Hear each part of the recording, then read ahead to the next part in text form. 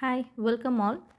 1 kg of dark chocolate making பார்த்தலாம். இதுக்கு தேவையான பொருட்கள் 600 grams of cocoa powder, 300 grams powdered sugar, 100 grams cocoa butter. Chocolate பண்ண ஆரம்பிச்சிடலாம். 600 grams cocoa powder தேவைன்னு சொல்லியிருந்தேன். அதுக்காக நான் cocoa beans ஃப்ரை பண்ணிகிட்ருக்கேன். 1/2 kg of cocoa beans வந்து ஃப்ரை பண்ணிகிட்ருக்கேன். ஏற்கனவே கொஞ்சம் cocoa powder இருக்குது. எல்லாம் சேர்ந்து நம்ம வந்து 600 கிராம்ஸ்க்கு கொண்டு வந்துடணும். கலர் நல்லா டார்க் ஆகணும், அது வரைக்கும் நம்ம ஃப்ரை பண்ணணும். கொக்கோ பீன்ஸ் எப்படி வெடிக்குதுன்னு பாருங்கள். அந்த ஹீட்னால் அவுட்டர் ஸ்கின் வெடிக்க ஆரம்பிக்குது. போதும், நல்லா ஹீட் ஆகிடுச்சு. ஸ்டவ் ஆஃப் பண்ணிடலாம். இனி இந்த கொக்கோ பீன்ஸ் நல்லா ஆறணும். அப்போ தான் வெளியில் இருக்க ஸ்கின் நல்லா பீல் ஆகும். ஒவ்வொரு பீன்ஸாக எடுத்து பீல் பண்ண ஆரம்பிச்சிடலாம். சூடு நல்லா ஆறிடுச்சு.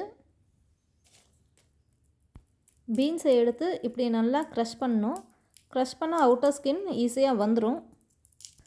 ஒவ்வொரு பீன்ஸுக்கு சீக்கிரம் ஸ்கின் பீல் ஆகாது. அந்த பீன்ஸை வந்து நம்ம 2 கையை வச்சு நல்லா ப்ரெஸ் பண்ணி டர்ன் பண்ணால் பீல் ஆகிரும். அந்த பீன்ஸ்லாம் இப்படி ஃபுல் கொக்கோ பீன்ஸாக வராது. அது வந்து தூள் தூளாக தான் வரும். அப்படி தூள் தூளாக வந்தால் கூட பரவாயில்ல, அந்த பீன்ஸை நம்ம யூஸ் பண்ணிக்கலாம். ஷெல்ஸ் மட்டும்தான் நம்ம யூஸ் பண்ணக்கூடாது. எப்படியும் இந்த பீன்ஸ் ஃபுல்லாக பீல் பண்ண எனக்கு 15 மினிட்ஸ் ஆகும். நம்ம 60% டார்க் சாக்லேட் பண்ண போகிறோம். அதாவது 1 kg ஆஃப் சாக்லேட்க்கு 600 கிராம்ஸ் கொக்கோ பவுடர் யூஸ் பண்ண போகிறோம். 100 கிராம்ஸ் கொக்கோ பட்டர், அப்புறம் 300 கிராம்ஸ் பவுடர்ட் சுகர் யூஸ் பண்ண போகிறோம். நான் ஃபுல்லாக உரித்து முடிச்சுட்டு காமிக்கிறேன். எனக்கு டோட்டலாக 25 மினிட்ஸ் ஆச்சு இதை உரித்து முடிக்க. பாருங்கள், தோல் கம்ப்ளீட்டாக எடுத்தாச்சு. இதுக்கப்புறம் இந்த கொக்கோ பீன்ஸை பவுட்ரு பண்ணணும். பாருங்கள், பவுட்ரு பண்ணிட்டு வந்துட்டேன்.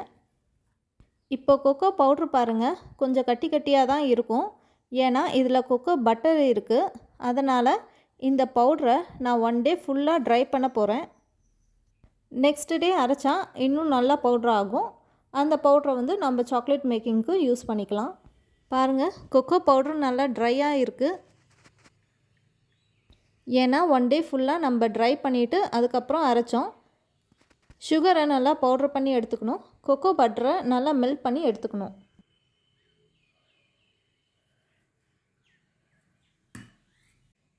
நான் கொக்கோ பவுட்ரை ஜலிக்கலாம் இல்லை, எனக்கு நல்லாவே பவுட்ராக தான் இருந்தது. அதனால் நான் அப்படியே தான் யூஸ் பண்ண போகிறேன். பாருங்கள், வீட்டில் அரைச்ச பவுட்ரு எவ்வளோ டார்க்காகவும் நல்லா பவுட்ராகவும் இருக்குது. சுகரும் நல்லா பவுட்ரு பண்ணி எடுத்துக்கணும். இனி இந்த 3 பொருளையும் நம்ம கிரைண்டரில் போட்டு கிரைண்ட் பண்ண போகிறோம். டோட்டலாக 4 ஹவர்ஸ் பக்கம் கிரைண்ட் பண்ண போகிறோம். தம்ப்நெயிலில் ஒரு இம்பார்ட்டண்ட் டிப் ஃபார் கிரைண்டிங் சொல்கிறதா சொல்லியிருந்தேன். அது என்னென்னா, இந்த ட்ரை இன்க்ரீடியன்ட்ஸ் ஃபுல்லாக இப்படி கிரைண்டரில் போட்டு ஓட விட்டால் கண்டிப்பாக கிரைண்டர் ஓடாது.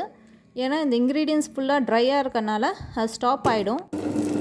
என்ன டிப்னால், நம்ம எடுத்து வச்சுருக்க 3 இன்க்ரீடியன்ட்ஸும் ஒரு பெரிய பவுலில் போட்டு மிக்ஸ் பண்ணிவிட்டு அதை பேட்சாக மிக்சியில் போட்டு ஓட விட்டால் எல்லாமே சீக்கிரமாக மிக்ஸ் ஆகி கிரைண்ட் ஆகிரும். ஸோ அந்த சுகரும் கொக்கோ பட்டரும் சேர்ந்து கொஞ்சம் அந்த மிக்சரை வந்து செமி சாலிட் ஆக்கிடும். அதுக்கப்புறம் கிரைண்டரில் போட்டு கிரைண்ட் பண்ணால் எந்த ப்ராப்ளமும் இருக்காது. இப்போ டைம் 12:30க்கு நான் கிரைண்ட் பண்ண ஸ்டார்ட் பண்ணிட்டேன்.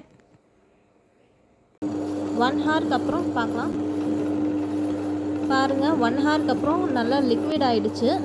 ஆனால் டெக்ஸ்சர் வந்து அவ்வளோ ஒன்றும் சில்கியாலாம் இல்லை, கொஞ்சம் குறன்னு தான் இருக்குது. இன்னும் நல்லா கிரைண்ட் ஆகட்டும்.